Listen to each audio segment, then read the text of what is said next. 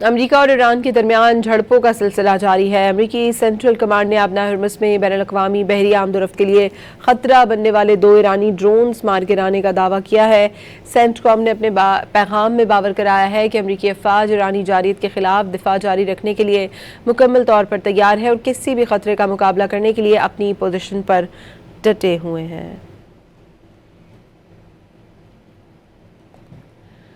امریکہ اور ایران کے درمیان جھڑپوں کا سلسلہ جاری ہے، جس میں 2 ایرانی ڈرونز مار گرانے کا دعویٰ کیا گیا ہے۔ ایرانی ڈرونز بین الاقوامی بحری آمد و رفت کے لیے خطرہ بن رہے تھے۔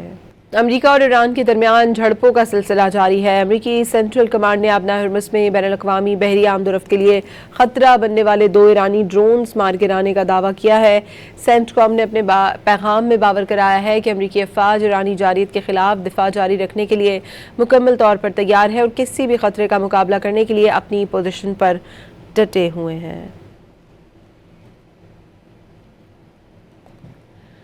امریکہ اور ایران کے درمیان جھڑپوں کا سلسلہ جاری ہے، جس میں 2 ایرانی ڈرونز مار گرانے کا دعویٰ کیا گیا ہے۔ ایرانی ڈرونز بین الاقوامی بحری آمد و رفت کے لیے خطرہ بن رہے تھے۔